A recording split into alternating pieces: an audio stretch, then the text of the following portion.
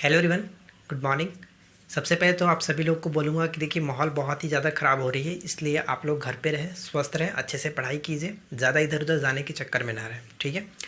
तो आज हम इस वीडियो में बात करेंगे मैथ्स का सेट नंबर 5 देखने वाले हैं, जिसमें काफ़ी अच्छे अच्छे क्वेश्चन आपके साथ डिस्कस करूँगा।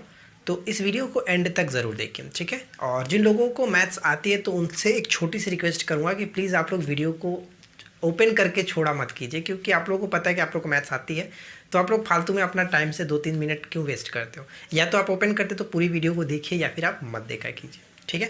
तो चलिए शुरू करते हैं, देखते हैं कि आज की इस 10 क्वेश्चन में से आप कितना स्कोर कर पाते हैं। तो शुरू करते हैं। और सबसे पहले मैं आपको बता दूं कि अगर आपने सेट नंबर 4 को देखा होगा तो उसमें मैंने आपको क्यूज का क्वेश्चन एक पूछा था। तो सबसे पहले उस क्यूज के क्वेश्चन को सॉल्व करने की कोशिश करते हैं। क्या क्वेश्चन था? यदि कोई ट्रेन अपनी वास्तविक गति से 5/6 की गति से चल रही है और वो 18 घंटे में अपने गंतव्य तक पहुँचती है, तो ट्रेन की अपनी मूल गति से चलने पर समय का अंतर ज्ञात कीजिए। इस टाइप का क्वेश्चन आपको मिले तो इसमें कुछ ज़्यादा ध्यान नहीं रखना, ध्यान देना सिर्फ 2 पॉइंट्स को। एक तो पहला पॉइंट इसमें जो हमारे पास फ्रैक्शन दिया रहता है वो, यानी P/Q जो दिया गया वो, और एक हमारे पास टाइम, बस इसी 2 चीज़ों को ध्यान में रखना है, ठीक है। देखिए P/Q, अब हम इसको सॉल्व कैसे करेंगे? जो हमारे पास पूछा जाता है कि समय का अंतर क्या होगा, तो हम यहाँ पे क्या करते हैं, ऊपर में आपको अंतर निकालना होता है, यानी कि Q माइनस P, और नीचे आपका जो Q दिया गया है Q रखिए और समय को आप T से गुना कर दीजिए। बस इसी को आप सॉल्व कर लीजिए, करेक्ट आंसर आ जाएगा। तो हमने यहाँ पे क्या देखा, यहाँ पे हमारे पास समय दिया गया जो कि हमारा फ्रैक्शन 5/6 था, और टाइम एक हमारे पास कितना है, जो T है 18। बस इसी को सॉल्व करते हैं, देखिए कैसे। ऊपर में हमारा अंतर होना चाहिए, तो 6 में से 5 गए तो एक अंतर हो गया ऊपर में, नीचे आपका 6 होगा और गुने आपका 18, यानी कहने का मतलब कितना, 3 घंटे इस क्वेश्चन का करेक्ट आंसर हो जाता है। बहुत सिंपल सा तरीका होता है, इसको आप सॉल्व कर सकते हैं, कोई दिक्कत नहीं है। चलिए अब बात करते हैं आज के 10 क्वेश्चंस के बारे में और देखते हैं कि 10 क्वेश्चंस में से आप कितना स्कोर कर पाते हैं। और काफ़ी अच्छे क्वेश्चंस है, तो सबसे पहले वीडियो को रोक करके खुद से बनाने की कोशिश कीजिएगा। जितना भी आपको समय लगे पहले खुद से कोशिश कीजिएगा, ठीक है। चलिए देखिए, पहला क्वेश्चन आपके स्क्रीन पे दिख रहा होगा कि यदि x की वैल्यू दी गई है यहाँ पे a into sine theta plus cos theta, और उसी तरह की y की वैल्यू भी दी गई है। चलिए हम इसको सॉल्व करते हैं। देखिए हम इसको क्या कर सकते हैं, अगर x के जगह पे हमारे पास कितना है कि a sine theta plus cos theta, ठीक है ना। तो इसको मैं क्या करता हूँ, यहाँ पे अगर मैं x/a कर दूँ तो ये कुछ हमारे पास इस तरह से हो जाएगा। बहुत सिंपल सा क्वेश्चन है, बस थोड़ा सा आपको समझना है। यहाँ पे ये कुछ इस तरह से हो गया। उसी तरह से अगर हम y/b कर दें तो क्या हो जाएगा, y/b करेंगे तो ये हमारा माइनस में यहाँ पे साइन थीटा माइनस में कॉस थीटा, ठीक है। अब क्वेश्चन में हमसे पूछा गया कि x² + a² plus y² b² की वैल्यू बताइए। तो हम यहाँ पे देख रहे हैं स्क्वायर, यानी इन दोनों को अगर हम यहाँ पे देखिए, इसको हम मान लेते हैं कि ये हमारा समीकरण 1 है और समीकरण 2, यानी इक्वेशन 1 और 2। तो हमने यहाँ पे देखा कि समीकरण 1 और समीकरण 2 हो गया। हमें निकालना क्या है, हमें जो फाइंड आउट करना है वो है x² / a² plus y² / b², यही तो हमें फाइंड आउट करना है। तो अगर हम यहाँ पे देखें कि x + a का ये हमारा स्क्वायर क्या गया, यानी कहने का मतलब ये कुछ इस तरह से लिखा गया है कि x/a का होल स्क्वायर है और प्लस y/b का होल स्क्वायर है, ठीक है। तो x + a का होल स्क्वायर, यानी कि हम कहने का मतलब कि इतना का होल स्क्वायर कर सकते हैं, sine theta plus cos theta का होल स्क्वायर, और उसी तरह से साइन थीटा माइनस में कॉस थीटा का होल स्क्वायर, ठीक है। दोनों को कर दिया। अब यहाँ पे थोड़ा सा ध्यान दीजिएगा, आपको ये चीज़ पता होगा कि a + b का होल स्क्वायर और प्लस में a - b का जो होल स्क्वायर होता है वो डायरेक्ट क्या होता है, 2 × a² + b², होता है कि नहीं होता है। ये डायरेक्ट फार्मूला होता है, आप इसको अच्छे से याद रखिएगा। तो यहाँ पर भी कुछ इसी तरह से है कि a + b का whole square plus a - b का होल स्क्वायर, तो हम डायरेक्ट लिख सकते हैं कि 2 × a², यानी कि sin² theta plus cos² theta. और आपको ये चीज़ तो पता ही होगा कि sin² theta plus cos² theta बराबर 1 होता है, यानी 2 × 1, करेक्ट आंसर 2 हो गया। बताइए, बहुत अच्छा क्वेश्चन था। उम्मीद करता हूँ कि ये चीज़ को आपने समझा होगा, यहाँ पे किस तरह से सॉल्यूशन यहाँ पे किया गया, ठीक है। तो बस ध्यान से वीडियो को देखिए, सब चीज़ अच्छे से समझिए, जो जो पॉइंट्स बताए जा रहे हैं उसको आप नोट डाउन करते चलिएगा, इसको डायरेक्ट याद रखिएगा, ठीक है। लेकिन एक चीज़ और आपको याद रखना है, अगर यहाँ पे क्वेश्चंस में यहाँ पे माइनस में रहता है, यानी a + b का whole square minus a - b का होल स्क्वायर, तो वहाँ पे 4ab हो जाता है, ये भी आपको याद रखना है। चलिए नेक्स्ट क्वेश्चन ट्राई करते हैं। देखिए फिर सेकेंड क्वेश्चन क्या कह रहा है कि यदि √1 + x/361 दिया गया। देखिए करते हैं इस क्वेश्चन को सॉल्व। क्या कह रहा है, 1 प्लस एक्स अपॉन में 361 दिया गया। राइट साइड में हमारे पास क्या है 28 अपॉन में 19 है। ठीक है, तो हमें x की वैल्यू को फाइंड आउट करना है। देखिए क्वेश्चंस बहुत इजी है, लेकिन अगर आप इसको सही तरीके से नहीं करेंगे तो काफ़ी ज़्यादा समय लगाएंगे। तो सबसे पहले तो वीडियो को रोकिए और खुद से कोशिश कीजिए कि क्या आप इसको कर सकते हैं कि नहीं कर सकते हैं। देखिए हम इसको स्टार्ट करते हैं करना। तो 361 प्लस कितना हो जाएगा 361 प्लस x, और नीचे से मैं अंडर रूट को हटा दूंगा तो ये हमारा 19 होगा, क्योंकि 19 का स्क्वायर होता है 361। ऊपर में ये जेव करते हैं, यहाँ पे राइट साइड में 28/19 हो गया, 19 से 19 खत्म। ठीक है, तो यहाँ पे अगर करेंगे तो 361 प्लस x, और इधर से जो रूट है राइट साइड में जाएगा तो स्क्वायर होगा। 28 का स्क्वायर कितना होता है, तो आप कहेंगे 784। ठीक है, तो x की वैल्यू को यहाँ पे हम लोगों ने फाइंड आउट किया तो कितना होगा। ठीक है, यहाँ पे देखिए कितना हो जाएगा 784। यहाँ पे हमें रूट x की वैल्यू फाइंड आउट करना है। ठीक है ना, तो 784 माइनस 361 हो गया, और x की जो वैल्यू हमारे पास निकलेगा कितना निकलेगा, ये देखिए 423। ठीक है, 423 निकला। लेकिन अगर रूट हमें निकालना है तो हम क्या करेंगे, इस पर रूट चढ़ाएंगे। अब 423 किसका है, तो आप तो कहेंगे 441 होता है, 423 नहीं होता है। तो हम यहाँ पे डायरेक्ट ऑप्शंस देखेंगे। चलिए ऑप्शंस देखते हैं। देखिए मैंने यहाँ पे ऑप्शंस लिख दिया, अब ऑप्शन से समझते हैं। यहाँ पे हमें कितना लाना है 423 अंडर रूट में। तो आपको पता है कि जब 3 लिखा गया वो कहने का मतलब कुछ इस तरह से होगा, 3 गुने 3 गुने 47। इसका मतलब तो यही हुआ ना कि जो 3 बाहर निकला वो अंडर रूट से 2 का 1 बाहर निकला होगा। तो अब हम यहाँ पे क्या करेंगे कि सभी को मल्टीप्लिकेशन करके देखेंगे कि 423 हमारा आना चाहिए। अब यहाँ पे इजी भी है, देखिए ध्यान दीजिएगा कैसे। देखिए अगर हम सिर्फ और सिर्फ क्या करेंगे कि जो भी हमारा यूनिट डिजिट है उसी को मल्टीप्लिकेशन करके चेक कर लेंगे। तो 3 3 9, और 9 में अगर 7 से गुना करें तो 9 से 63, यानी कि लास्ट में तो 3 आ रहा है। चलिए ये तो हमारा हो रहा है कि ये पॉसिबल हो जाएगा, करेक्ट आंसर 423 आ जाएगा। बाकी वो भी चेक कर लेते हैं। यानी यहाँ पे देखिए जो 2 निकला तो हम यहाँ पे डायरेक्ट क्या करते हैं कि 4 गुने 19 करेंगे, तो 9 चौका 36, लास्ट में 6 यूनिट डिजिट आएगा, ये पॉसिबल नहीं है। उसी तरह से 5 5 25, यानी कि लास्ट में 5 और लास्ट में 7 5 35, तो ये हमारा 5 आएगा। यूनिट डिजिट गलत है क्योंकि हमें तो 3 लाना है। उसी तरह से यहाँ पे देखिए 4 गुने 13, तो 13 चौका अगर 3 चौका 12 करें तो यहाँ पे लास्ट में 2 आएगा, जो कि ये हमारा गलत है। तो आपने देखा कि जो सटीक हमारा फॉलो कर रहा है वो 3 गुने अंडर रूट 47 बिल्कुल करेक्ट होगा। इसलिए हम ऑप्शन यहाँ पे क्या टिक करेंगे कि इसका जो सही आंसर होगा वो 3 into under root 47 correct answer हो जाता है। ऑप्शन ए को टिक करेंगे। तो उम्मीद करता हूँ कि बात आपने समझा होगा यहाँ पे किस तरह से किया गया। तो चलिए आगे की तरफ बढ़ते हैं और नेक्स्ट क्वेश्चंस को ट्राई करते हैं। देखिए फ्रेंड्स, थर्ड क्वेश्चन आपके स्क्रीन पे क्या दिख रहा होगा, यहाँ पे काफ़ी बारीकी से लिखा गया, ध्यान से समझिएगा, क्योंकि अगर आपने थोड़ा सा मिस्टेक किया पॉइंट्स में तो गलत हो सकता है। देखिए यहाँ पे मैं आपको बस डायरेक्ट सॉल्व करने की कोशिश करता हूँ। ऊपर में आप देख रहे हैं क्या लिखा गया कि AQ लिखा गया और प्लस का साइन देकर के BQ लिखा गया। नीचे अगर आप ध्यान से देखिएगा, अगर हम यहाँ पे 2 को कॉमन करें, ठीक है, 0.2 में से अगर 2 कॉमन करें तो यहाँ पे कह सकते हैं कुछ ऊपर वाला ही हो जाएगा। यानी अगर हम इस क्यूब करें तो कितना का क्यूब करना पड़ेगा, तो आप कहें कि 8 AQ यहाँ पे लिख सकते हैं। बताइए ध्यान दीजिएगा, अगर हम यहाँ पे मल्टीप्लिकेशन करें तो कितना हो जाएगा टोटल 8 AQ। उसी तरह से यहाँ पर भी क्या होगा, क्योंकि यहाँ पर भी वही कंडीशन है सेम टू सेम, तो यहाँ पर भी 8 BQ होगा। बात समझ में आ रही है कि क्या कहना चाह रहे हैं। अगर हम यहाँ पे कॉमन करें तो अगर देखिए पहले में अगर मैं कॉमन करूँगा तो ऊपर में लाने के लिए AQ को लाने के लिए क्या होगा 0.2 अगर कॉमन करते सभी में तो 8 ही होगा, क्योंकि 0.2 0.2 0.2। उसी तरह से यहाँ पर भी हम कॉमन करें ऊपर में आपका वही चीज़ लाने के लिए तो नीचे भी हमारा 8 से ही होगा। तो अब हम यहाँ पे हम देखें तो क्या होगा AQ प्लस BQ, नीचे 8 कॉमन कर लेते हैं AQ प्लस BQ, ऊपर और नीचे दोनों खत्म, तो बचा क्या 1/8। और 1/8 का मतलब क्या कह सकते हैं, जो कि ऑप्शन देखिए 0.125 करेक्ट आंसर हो जाएगा। यही इस क्वेश्चन का सही आंसर था, हमें उतना लिखने की ज़रूरत नहीं है। ठीक है, तो आशा करते हैं कि आपने सॉल्व किया होगा, तो कुछ इसी तरह से सॉल्व किए होंगे। चलिए अब अगला प्रश्न देखिए क्या कह रहा है कि एक टैंक को 2 पाइप से क्रमशः 20 मिनट और 30 मिनट में भरा जा सकता है। जब टैंक खाली था तो दोनों पाइप खोल दिए गए। चलिए सबसे पहले तो हम यहाँ पे पहले कंडीशन को समझ लेते हैं कि एक पाइप जो है वो 20 मिनट में भर सकता है, दूसरा जो पाइप है वो 30 मिनट में भर सकता है। दोनों का एलसीएम कितना हो गया 60, यानी कि इसकी एफिशिएंसी 3 और इसकी एफिशिएंसी 2। अब यहाँ पे आगे बढ़ते हैं। आगे क्वेश्चन में कह रहा है कि जब टैंक खाली था तो दोनों पाइप को भर दिया था। कुछ समय के बाद पहली पाइप को बंद कर दिया जाता है और टैंक शुरुआत से 18 मिनट में भर जाती है। शुरुआत से 18 मिनट में भर जाती है, कहने का मतलब ये हुआ कि जो बी ने अपना 18 मिनट तक लगातार काम किया होगा।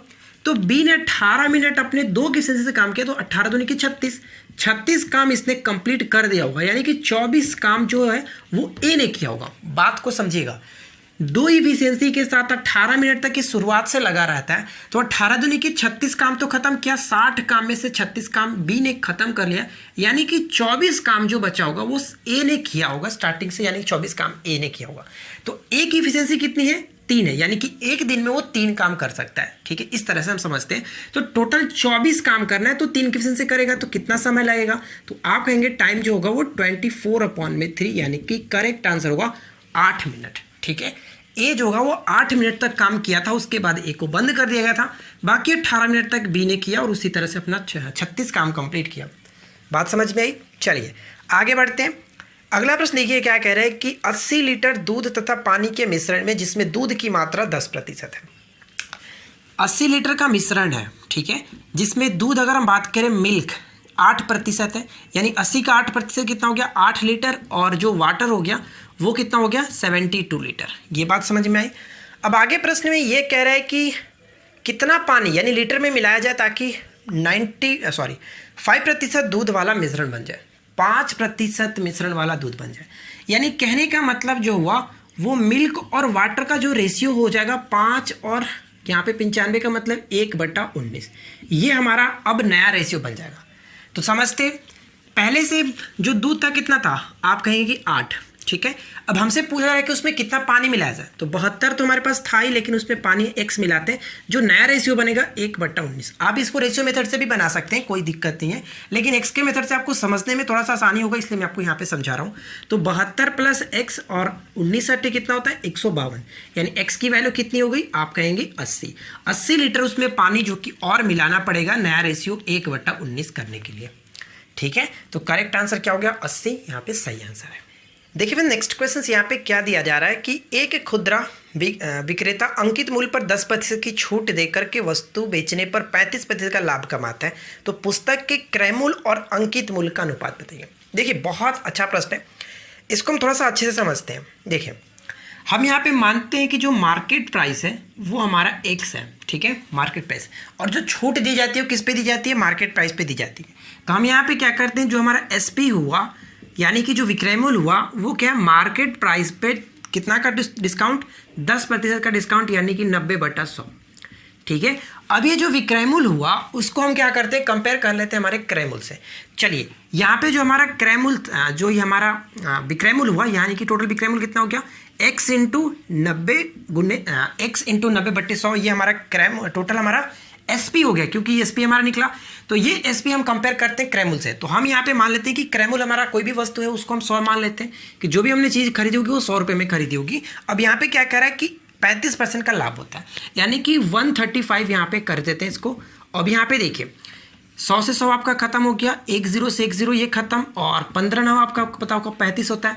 यानी कि कहने का मतलब जो क्रय मूल्य निकला वो कितना निकल गया?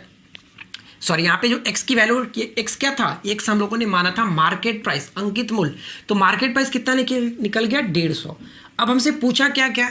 हमसे पूछा गया है कि क्रय मूल्य और उसके अंकित मूल्य का अनुपात। तो क्रय मूल्य तो हम लोगों ने ऑलरेडी 100 रखा है, क्योंकि यहाँ पे देख सकते हैं 100 रखा है, और जो मार्केट प्राइस निकला है यानी अंकित मूल्य वो कितना है? 150 रुपया। तो 2:3 यहाँ पे करेक्ट आंसर आ जाएगा। अगला प्रश्न को ध्यान से पढ़िए और क्वेश्चन को सॉल्व कीजिए। a² + b² = 5ab दिया जा रहा है, यानी a² + b² = 5ab है। तो आपसे पूछा जा रहा है कि a² / b² + b² की वैल्यू बताइए कि क्या होगा। बहुत अच्छा प्रश्न है। देखिए कैसे करते हैं, इसको हम उठाते हैं, यहाँ पे क्या करता हूँ a² और +b² के नीचे हमारा आ जाएगा ab, राइट साइड में 5 है, कोई दिक्कत नहीं। दोनों को अलग अलग करेंगे तो a/b नीचे हो जाएगा और ऊपर में b/a हो जाएगा। राइट साइड में 5 हो गया। अब आप यहाँ पे देख रहे हैं कि यहाँ पे स्क्वायर क्या गया है, तो हम यहाँ पे बोथ साइड स्क्वायर कर लेते हैं। तब बोथ साइड जब स्क्वायर करेंगे तो कुछ कंडीशन ये हमारा बन जाएगा। बोथ साइड स्क्वायर करने का कंडीशन कुछ इस तरह से हो जाएगा। तो a + b का होल स्क्वायर आप कहेंगे a² + b² और +2ab। तो 2ab यानी a आपका सब कट जाएगा, तो 2 का 2 सर बचा, और इधर 25, यानी कि ये इधर जाएगा तो कितना होगा? 23।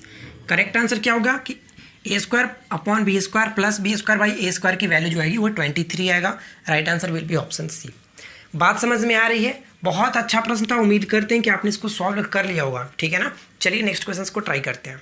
देखिए अगला जो प्रश्न है क्या कह रहा है कि मेंसुरेशन से दिया गया है कि दो वर्गों के क्षेत्रफल के बीच का अंतर जो है वो 80 सेंटीमीटर स्क्वायर है। दो क्षेत्रफल वर्गों के क्षेत्रफल है, ध्यान दीजिएगा। एक वर्ग का मान लेते हैं यहाँ पे जो बड़ा वर्ग है, ठीक है, बड़ा वर्ग का क्षेत्रफल हम मान लेते हैं कि कैपिटल ए है, ठीक है, और उसी तरह से छोटा जो वर्ग है, छोटा वर्ग का क्षेत्रफल हम लिख लेते हैं स्मॉल ए, ठीक है। अब यहाँ पे देखिए क्वेश्चंस में कह रहा है कि बड़े वर्ग यानी कि दो वर्गों के क्षेत्रफल का अंतर हमारे पास 80 है, तो capital A minus small A equal to 80 centimetre square दिया गया, ठीक है। और आगे क्वेश्चंस में कह रहा है कि बड़े वर्ग का विकर्ण 16 सेंटीमीटर है। अब यहाँ पे थोड़ा सा हम समझते हैं। आपको पता है कि वर्ग का विकर्ण क्या होता है, तो वर्ग का विकर्ण जो होता है वो √2 गुने भुजा होता है। तो हम यहाँ पे क्या करते हैं कि बड़े वर्ग का विकर्ण यानी कि √2 गुने साइड निकालते हैं, भुजा निकाल लेते हैं। चलो भुजा बराबर क्या हो जाएगा 16। तो यहाँ पे अगर हम भुजा निकालें तो क्या निकलेगा, तो आप कहेंगे कि 16/2 √2 हो जाएगा। तो इसको सॉल्व करेंगे तो 8√2 आएगा। यानी कहने का मतलब ये हुआ कि जो ये भुजा निकला, किसका भुजा निकला, बड़े वर्ग का भुजा निकला।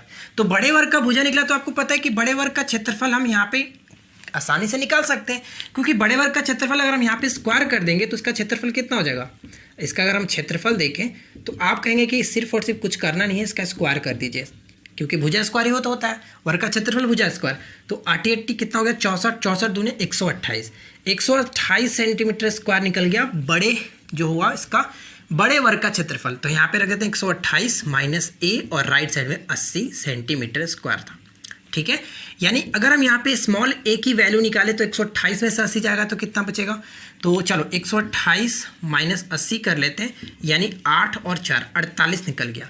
ये 48 क्या निकला 48 सेंटीमीटर स्क्वायर। और ये क्या था, तो छोटे वर्ग का क्षेत्रफल। ध्यान दीजिएगा क्योंकि यहाँ पे बड़े वर्ग का क्षेत्रफल में से छोटे वर्ग का क्षेत्रफल हम लोगों ने घटाया, और क्वेश्चंस में भी आपसे पूछा गया है कि छोटे वर्ग का क्षेत्रफल क्या होना चाहिए। तो छोटे वर्ग का क्षेत्रफल कितना आएगा 48 सेंटीमीटर स्क्वायर। करेक्ट आंसर है जो कि ऑप्शन सी को टिक करेंगे। बहुत प्यारा क्वेश्चन था। चलिए अगला प्रश्न देखिए क्या है कि एक समबाहु त्रिभुज एबीसी की भुजा जो है वो 24 दी गई है। एक समबाहु त्रिभुज है, और समबाहु त्रिभुज का मतलब आपको तीनों भुजा पता होगा कि बराबर होता है। चलो एबीसी हो गया, इसकी भुजा जो भुजा दी गई है वो 24 है। चलिए आगे क्वेश्चन कह रहा है कि यदि एक समबाहु त्रिभुज का केंद्रक जी है, जब केंद्रक की बात की जाती है तो ये तीनों जो यहाँ पे इसकी माध्यिकाएं होंगी वो मिलाई गई होंगी कुछ इस पर जी पे, तो ये जी बन रहा है, ठीक है। और आगे क्वेश्चन में पूछा है कि एजी की लंबाई बताइए, यानी हमसे इसकी लंबाई पूछ जा रही है। तो ध्यान रखेंगे जब भी हमारा त्रिभुज का कोई भी एक माध्यिका जो इस तरह से होगा तो जो यहाँ पे जी है वो 2:1 में डिवाइड होगा, यानी ये एक भाग है तो ये 2 भाग होगा, इतना लेकर के 2 भाग, और ये कुछ इस तरह से एजी जो होगा वो 2 होगा, और जी इसको मान लेते हैं एडी, ठीक है, जो जीडी होगा वो हमारा 1 होगा। इस तरह से समझने के लिए आप समझिए। अब क्वेश्चंस के ऊपर चलते हैं। अब हम यहाँ पे क्या करेंगे, सबसे पहले तो ऊंचाई निकालेंगे। अगर आपने इससे पहले के हमारे वीडियो को देखा होगा, यानी कि इसका थर्ड सेट में मैंने आपको बताया था कि किसी भी समबाहु त्रिभुज का अगर हमें क्षेत्रफल उसकी ऊंचाई निकालना होता है तो क्या करते हैं। तो मैंने डायरेक्ट आपको बताया था कि इसका एक आप फार्मूला याद रखिए कि ऊंचाई बराबर क्या होता है √3/2 गुने भुजा, ठीक है, इसको आप याद रखिएगा। ये बहुत काम का फॉर्मूला है, ठीक है ना। नहीं पता है तो आप आसानी से इसको भी निकाल सकते हैं, क्योंकि ये 12 हो गया और ये आपका 12 हो गया, यहाँ से आप ऊंचाई निकाल सकते हो पाइथागोरस थ्योरम से। चलिए हम यहाँ पे डायरेक्ट निकालते हैं। √3/2 मैंने यहाँ पे रखा, और हमारे पास भुजा कितना दिया गया 24, तो कितना हो गया 12√3 इसका ऊंचाई निकल गया, ठीक है। 12√3 ये टोटल ऊंचाई निकला, यानी कि एडी जो है वो टोटल हमारा 12 है। अब आप यहाँ पे समझिएगा हमें क्या निकालना है, एजी निकालना है। तो कहने का मतलब ये हुआ कि 2 और 1 3 की जो वैल्यू है वो 12√3 है, तो हमें निकालना है 2 की वैल्यू। तो 2 की वैल्यू कितना हो गया 12√3, नीचे आपका हो गया 3 गुने 2, यानी कि 4 3 12, 4 दूनी की 8√3।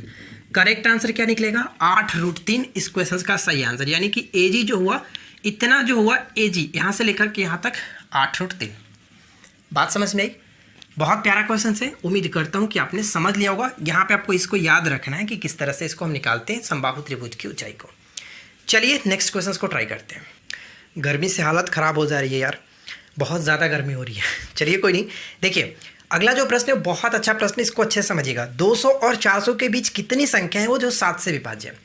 ये जो टॉपिक आता है वो एपीजीपी का, अर्थमेटिक प्रोग्रेशन का।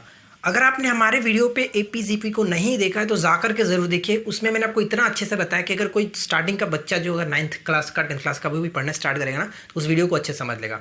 मैंने पूरी 45 मिनट की वीडियो बनाई है, आप उसको जाकर के देख लीजिएगा, बारीकी से समझ में आ जाएगा कि एपी को कैसे सॉल्व किया जाता है। चलिए फिलहाल मैं आपको यहाँ पे बताता हूँ कि 200 से 400 के बीच, यानी कि 200 से लेकर के 400 से 400 के बीच कितनी जो संख्या है वो 7 से कटने वाला है, 7 से डिविजिबल है। 7 से डिविजिबल का मतलब कि वो संख्याएं कौन सी होगी, 200 और 400 के बीच, यानी इतना ही में से हमें बताना है कि वो 7 से कटने वाली कितने संख्याएं हैं। चलिए सबसे पहले बात करेंगे कि 200 के बाद वाली संख्या कौन सी है। तो यहाँ पे 7 से डिवाइड करके देखेंगे। देखिए 7 दूनी की 14 और 6 बचा, 6 और 0 यानी कि 3 और होता तो ये कट जाता। तो कहने का मतलब कि स्टार्टिंग का जो होगा वो 203 है।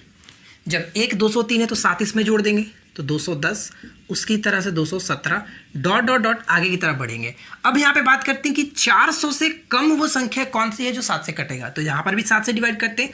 तो देखिए 7 बचे 35 और यहाँ पे बचा 5 और 0 यानी कि 50 हो जा रहा है। तो 50 होने का मतलब एक अगर कम रहता तो ये 7 से कट जाता, 49 तो कट जाता, यानी कि 399 यहाँ पे होगा। अब यही वो संख्याएं हैं जो 7 से कटेंगी। तो अब हम यहाँ पे गिन तो नहीं सकते, डायरेक्ट पूरा लिख करके गिनने बैठेंगे, वैसे तो बहुत ज़्यादा टाइम लग जाएगा ना, तो ऐसे नहीं करते हैं। अब यहाँ पे हम समझ गए कि जो पहला संख्या वो 203 है, उसके बाद 210, 217, उसी तरह से आगे बढ़ते हुए लास्ट की 399 संख्या है जो 7 से कटेगा। बात समझ में आई? अब हम यहाँ पे एपी का यूज करेंगे।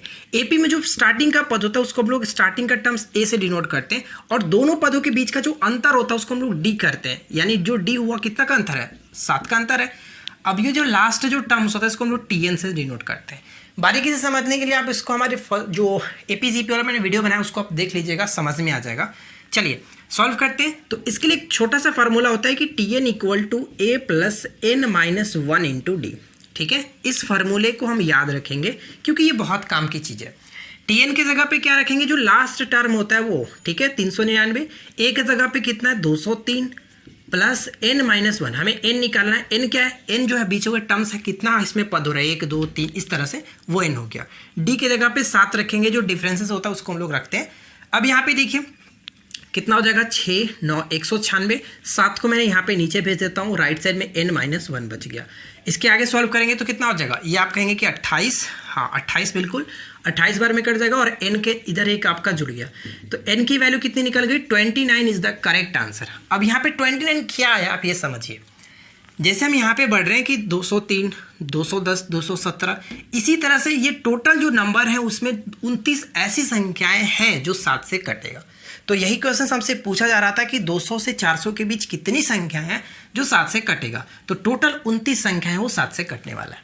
ठीक है, तो सही आंसर यहाँ पे क्या होगा, ऑप्शन हम बी को टेक करेंगे। तो दोस्तों उम्मीद करता हूँ कि आज का ये क्लास में बहुत सारी चीज़ें आपको सीखने को नहीं मिली होगी, और अगर आप हमारे साथ रेगुलर इस तरह से प्रैक्टिस करते रहेंगे तो मैथ्स आपका बहुत अच्छा हो जाएगा, कोई दिक्कत आपको नहीं होगी। इसी तरह के क्वेश्चंस भी एग्जाम्स में पूछे जाते हैं, तो आप हमारे साथ प्रैक्टिस करते रहिए। मिलते हैं किसी और वीडियो में नेक्स्ट टॉपिक के साथ। Thanks for watching, keep learning, have a good day.